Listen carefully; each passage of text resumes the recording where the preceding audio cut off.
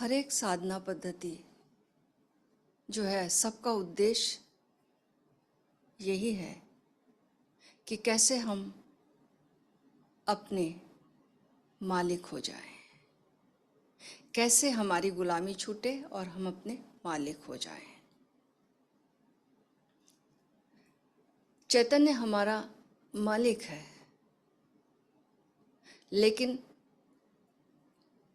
वो मालिक ना हो रह पाया। इंद्रियां हावी हो गई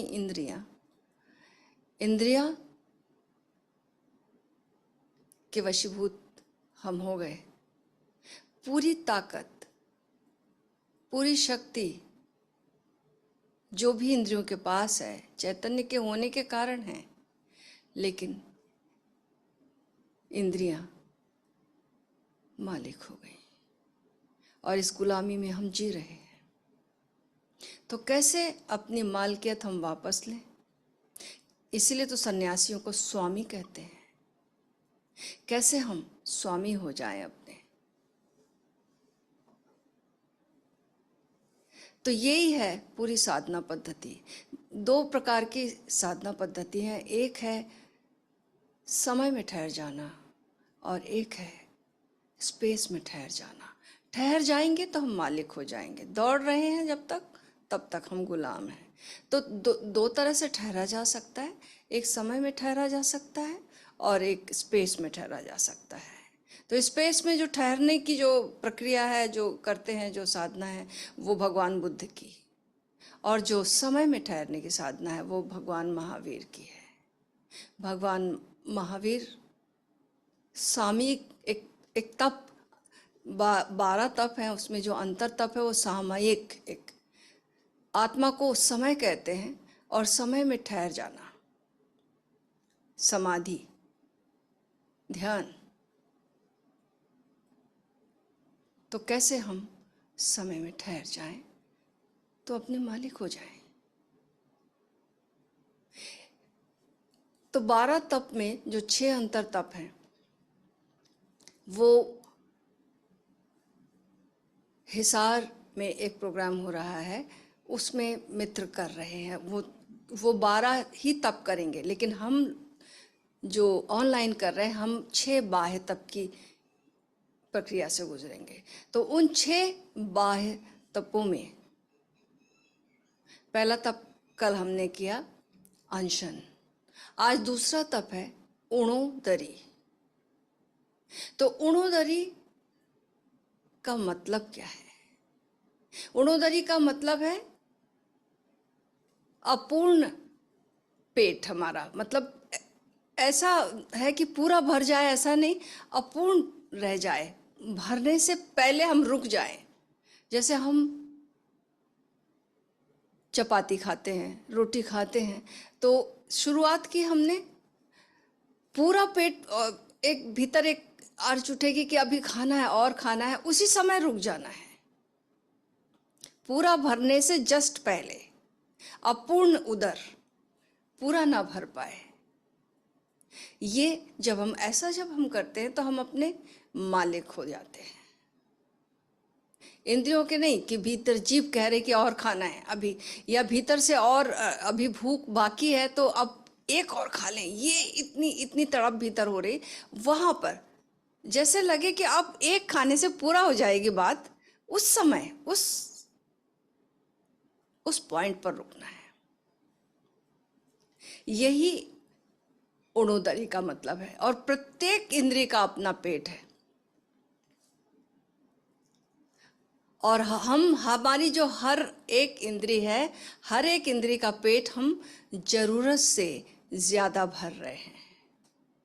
जितना देखने की जरूरत है उतना हम देखते हैं, नहीं देखते, उससे ज्यादा देखते हैं। जितना सुनने की जरूरत है उतना हम सुनते हैं, उससे ज्यादा सुनते हैं।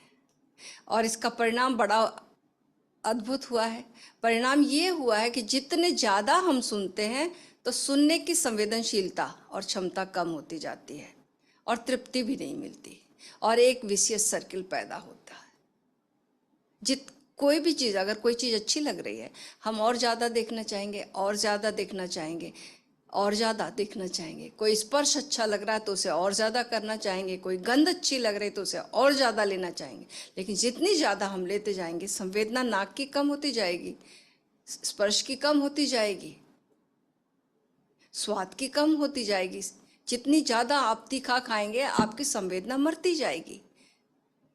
तो एक विशेष सर्कल पैदा होगा। तृप्ति नहीं होगी तो हम और खाएंगे और दूसरी इंद्रिय का आहार लेंगे, लेकिन तृप्ति नहीं मिलेगी। तो विशेष सर्कल पैदा होगा। जितना ज़्यादा लेंगे, संवेदनशीलता कम होगी, और ज़्यादा लेंगे तो ये विशेष सर्कल में हम जीते। तो महावीर भगवान कहते हैं कि चरम में पहुंचने, क्लाइमेक्स के में जो पहुंचते हैं, उससे पहले रुक जाओ। क्लाइमेक्स में पहुंचने से पहले रुक जाना। जैसे क्रोध है, जैसे पहले हम एक क्लाइमेक्स की बात कर लें कि जैसे हम कोई किताब पढ़ रहे हैं, उपन्यास पढ़ रहे हैं, कोई स्टोरी पढ़ रहे हैं। तो स्टोरी जब हम पढ़ रहे हैं, तो जब 2 पेज रह जाए, अब उसका कंक्लूजन आने वाला है, वो क्लाइमेक्स आने वाला है, तब रुक जाना। ये उणोदरी है। कोई मूवी देख रहे हैं, उसमें जब बहुत ही क्लाइमेक्स का सीन आ रहा है, उसके पहले ही रुक जाना। ये उणोदरी है। हम क्या करते, बच्चे ऐसा करते हैं ना कि पहले उत्तर देख लेते हैं गणित का और फिर हल करने निकलते हैं। या कुछ लोग हैं जो पूरे उपन्यास पढ़ने का समय नहीं है, पूरा मूवी देखने का समय नहीं है, तो पहले कंक्लूजन, एंड देख लेते हैं कि परिणाम क्या आया, एंड क्या आया, रिजल्ट क्या आया। ये नहीं, रिजल्ट आने के पहले आप रुक जाओ। अब जीवन ऐसा तो नहीं है कि पहले उत्तर आ गया जीवन में, पहले रिजल्ट आ गया और फिर हम प्रक्रिया को कर रहे हैं, ऐसा तो नहीं है। हमारा मन चाहता है कि पहले हमें पता चल जाए परिणाम क्या होगा, इसका रिजल्ट क्या होगा, जिंदगी क्या फल लेकर आने वाली है। लेकिन ऐसा होता नहीं है। गणित में पहले उत्तर आप देख सकते हैं किताब से, लेकिन जिंदगी का उत्तर नहीं मिलता। पहले आपको गुजरना पड़ता है उस प्रक्रिया से, तब परिणाम हाथ में आता है। तो जब परिणाम आने वाला है, उसके पहले रुक जाना। क्लाइमेक्स आने वाला है, चरम सीमा आने वाली है, उससे पहले रुक जाने का नाम उणोदरी है। क्योंकि उससे पहले जब हम रुकते हैं, तब हम अपने मालिक होते हैं, तब हमारी मालकियत सिद्ध होती है, और उसमें बह जाते हैं तो हमारी इंद्रियों की मालकियत सिद्ध होती है। उत्तेजना हमारी इंद्रियों की डिमांड है, क्लाइमेक्स में जाना हमारे मन की डिमांड है। तो अपने मालकियत सिद्ध करने के लिए क्लाइमेक्स से पहले रुक जाना। हमारे भीतर जो है दो प्रकार के मैकेनिज्म हैं, एक वॉलेंटरी ऐच्छिक और नॉन वॉलेंटरी अनैच्छिक। जैसे सपोज आपको क्रोध आया, तो शुरुआत में क्रोध जो है, आप करो या ना करो, यहाँ से शुरू होगा। आप हो सकता है अभिनय करने से शुरू करो, लेकिन एक पॉइंट आएगा कि क्रोध आप पर हावी हो जाएगा। क्रोध की शुरुआत हुई, अभी प्रक्रिया चल रही है, अब यहीं रुक गए तो बात आपके हाथ में है। एक पॉइंट आएगा कि नॉन वॉलेंट्री हो जाएगा, ये अब आपके हाथ में नहीं है।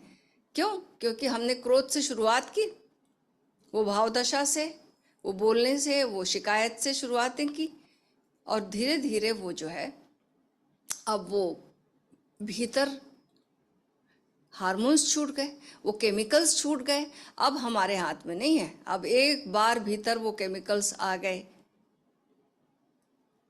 अब बात हमारे हाथ से बाहर चली गई। अब वो केमिकल्स अपना काम करेंगे ही करेंगे, वो हार्मोन्स अपना काम करेंगे ही करेंगे, वो हमारे अब हाथ में नहीं है।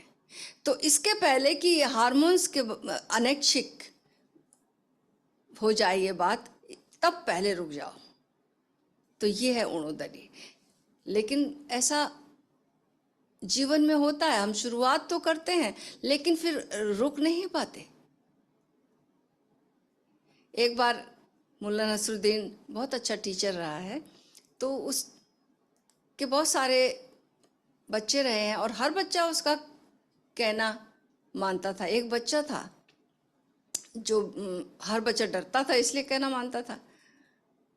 एक बच्चा था वो बिल्कुल घर में जाकर माँ के नाक में दम करके रखता था, तंग करके रखा था, एक बात नहीं मानना उसे और बिल्कुल उल्टी ही प्रक्रिया करना जो घर में बोली जा रही है या जो भी है उससे सब कुछ उठा पटक कर देना, पूरा तूफान इकट्ठा कर देना। उसकी माँ बहुत परेशान थी तो उसने सोचा कि टीचर के पास ले जाएं। तो टीचर मुल्ला नसरुद्दीन के पास जब लाया गया तो लाने से पहले उसे पता चला था कि वो महिला लेकर आने वाली है बच्चे को, तो उसने अपना शुरुआत की कि मैं ऐसे करूँगा वैसे करूँगा, बच्चों को ऐसे समझाऊँगा, नहीं समझेगा तो ऐसे उठाऊँगा हाथ, उसके बाद फिर ऐसे मारूँगा। ऐसी जब शुरुआत की, बच्चा आ गया, जैसे ही बच्चा को लेकर माँ आई तो ये तो नसरुद्दीन तो भड़क उठा, एकदम पकड़ लिया उसको, इतना पिटाई शुरू कर दी, उसकी गर्दन मरोड़ने वाला था। माँ चिल्लाई, लोगों को बुलाई, भीड़ इकट्ठी हो गई, इवन पुलिस को आना पड़ा। ये क्या कर रहे हो मुल्ला नसरुद्दीन? वो बोले अब मेरे हाथ में नहीं है, मैंने नाटक से शुरू किया था, अब मेरे हाथ में नहीं है, अब मैं नहीं रुक सकता, मैं तो इसको मार के ही रहूंगा, मैं नहीं मान सकता। अब इसके हाथ में नहीं बचा क्रोध। ऐसे तो हम सबका होता है, क्रोध की शुरुआत करते हैं, फिर कहाँ हमारे हाथ में बचता। लोभ की शुरुआत होती है, हम कोई चीज़ सोचते हैं कि ज़िंदगी में चीज़ें इकट्ठी कर लेंगे, पोजेशंस जो है हमारे, हम सोचते हैं कि हमारे काम आएंगे, जीवन अच्छे से जिएंगे, चलो ज़्यादा ज़्यादा मेहनत कर लो, ज़्यादा ज़्यादा धन इकट्ठा कर लो, ज़्यादा ज़्यादा संबंध बना लो, सब कुछ। एक आदमी जिसके पास धन का अंबार लगा हुआ है फिर भी वो इतना कंजूस हो जाता है, उसकी कंजूसी देखने लायक होती है, उसका लोभ बढ़ता ही जाता है। लोभ की शुरुआत ऐच्छिक थी लेकिन अब अनैच्छिक हो गई, अब उसके हाथ में नहीं है। सबको समझ में आता है कि जिंदगी में कितना धन चाहिए, 7 पीढ़ियां ले लें, इतना भी धन कमाने के बाद भी लोग कमाते रहते हैं। हमें लगता है कि ये आदमी पागल है, लेकिन अब उसके हाथ में नहीं बचा, उसका लोभ जो है वो नॉन वॉलेंट्री हो गया, अब उसके हाथ में कुछ नहीं है। इंद्रियां, उसका मन मालिक हो गया। चैतन्य को सब समझ में आ रहा है लेकिन उसके हाथ में कुछ नहीं है, मन के हाथ में सब कुछ है। बात हाथ से निकल गई। तो ऐसा जो एडिक्शन है, इस एडिक्शन के पार जाना। शुरुआत में हम जैसे जैसे प्रजा जो है वो नेता को चुनती है, पूरी शक्ति देती है नेता को, प्रजा नहीं दी है, क्योंकि डेमोक्रेसी प्रजा ही चुन रही है।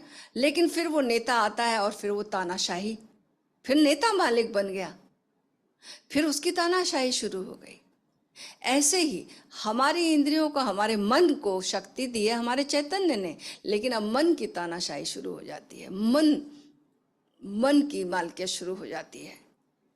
सिगरेट शुरुआत में शुरू करता आदमी, शौक से शुरू करता है, लेकिन फिर बात उसके हाथ से निकल जाती है। ऐसे ही क्रोध का हाल है, ऐसे ही लोभ का हाल है, ऐसे ही मोह का हाल है, ऐसे ही राग का हाल है, शुरुआत होती है। ऐसे ही द्वेष का हाल है, शुरुआत छुटपुट से होती, लेकिन बात कहाँ तक निकल जाती कि पूरी जिंदगी गुजर जाती है द्वेष में, उसके बाद पीढ़ियां चली आती हैं उसी द्वेष में चलती रहती हैं। ऐसा एंडलेस शुरू हो जाता है। तो बात इस हद तक जाए, उसके पहले रुक जाने का नाम उणोदरी है। तो जितना हमें खाना चाहिए उससे थोड़ा पहले रुक जाना, ये अवेयरनेस, मन के जो नियम है, जब मन जो है वो बहुत जोर मारे उसी सीमा से वापस लौट आना। जहां मन कहे एक और सर्वाधिक जोर मार रहा, अब इस संतुलन को खोज लेंगे और इसे रोज रोज प्रयोग करके अपने भीतर खोज कर इच्छा से जब बाहर बात जाने लगती है उसके पहले खोज लें, रुक जाएं। अपूर्ण उदर, अपूर्ण पेट पूरा ना भर पाए तो बात उड़ोदरी है। ऐसा नहीं कि हम 4 रोटी रोज खाते तो 3 खा लिए तो उड़ोदरी, ऐसा नहीं है। हमें पता ही नहीं है एक्चुअली भूख हमारी कितनी है। पहले तो क्योंकि हमारे भीतर दो, एक बायोलॉजिकल क्लॉक है और एक हमारी हैबिट की क्लॉक है। एक जैविक क्लॉक है जो भूख लगाती है, उसका हमें पता ही नहीं है। हमारी जो आदत वाली क्लॉक है, इसके कारण हमें भूख लगने लगती है, तो हमें एक्चुअल भूख का पता ही नहीं है। तो इसलिए पहले अनशन का तप है ना, हमें पता चले एक्चुअल भूख क्या है। एक्चुअल भूख जब पता चलने लगती, जब भूख लगे, किसी से बोकु जो एक फकीर रहे, उनसे पूछा कि आपकी साधना क्या है, तो उन्होंने बताया कि मेरी साधना जब भूख लगती है तब खाना खाता हूँ, जब नींद आती तब सो जाता हूँ, यही मेरी साधना है। जब भूख लगती तब हम खाना कहाँ खाते, हमें लगता है ये कौन सी साधना, लेकिन भूख लगती तब कहाँ खाना खाते। जब टाइम हो जाता तो हमें भूख लगाती, वो भूख भी झूठी है।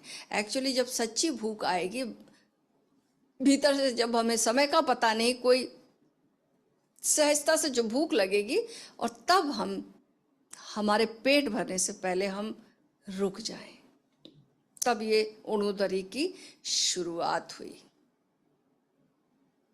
और ऐसे ही हर क्लाइमेक्स में पहुंचने से पहले रुक जाएं, यह है उड़ोदरी। जब हम ऐसा करते हैं, जब हम पूर्ण पर नहीं जाते, उसके एक क्षण पहले रुक जाते, 1 डिग्री पर रुक जाते हैं, तो हमारी जो शक्ति है चरम को छूकर, क्लाइमेक्स को छूकर जो बिखरती है वो बिखरेगी नहीं, ठहर जाएगी।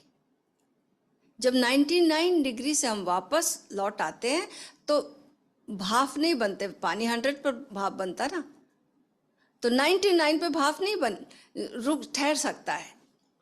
तो ऐसे ही हम 99 पर जब रुक जाते हैं तब हमारी शक्ति संग्रहित होती है, हमारे हाथ में होती है, और हम अपने शक्ति के मालिक हो जाते हैं। और जब हम क्लाइमैक्स से पहले रुकते हैं तो हमारा चैतन्य मालिक होता है, हमारी इंद्रियां हमारी मालिक नहीं होते हैं।